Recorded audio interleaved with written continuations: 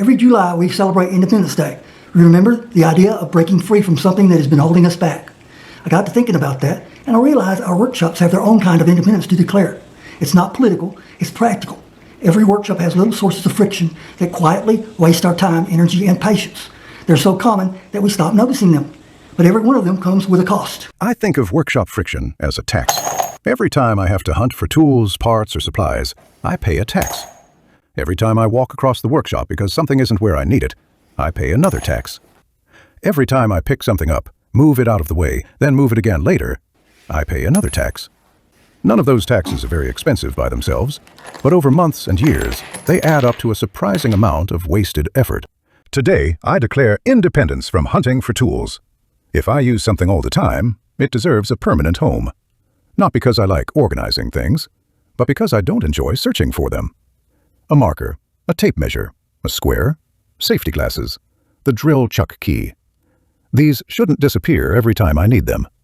A few minutes spent giving frequently used tools a consistent place can save hundreds of interruptions in the future. Today, I declare independence from unnecessary handling. We've all done it. You move a box so you can reach something behind it. Later, you move the box back. Then, next week, you do it all over again.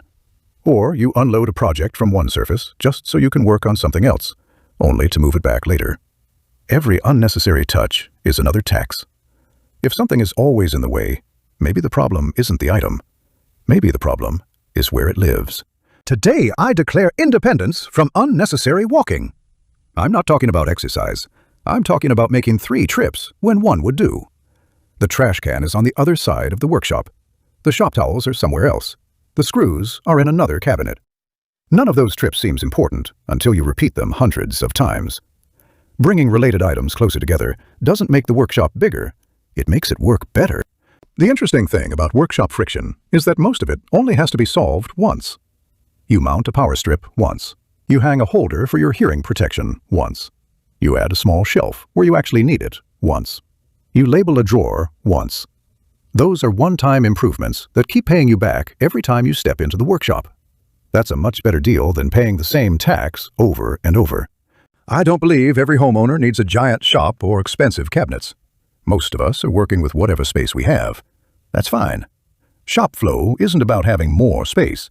It's about making better use of the space you already have. Small improvements, made one at a time, have a way of adding up. Before long, your workshop starts working with you instead of against you. So this Independence Day, take a look around your workshop. Ask yourself one simple question. What friction point am I tired of paying for? Pick just one.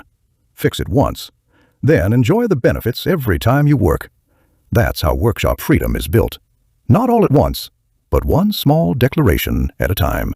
If you enjoyed this way of thinking about your workshop, take a look at the Shop Flow playlist. It's all about making your workshop easier, more efficient, and more enjoyable to use by removing the little sources of friction that slow you down. Thanks for spending a few minutes with me today. I hope you have a safe and happy Independence Day, and I'll see you in the next video.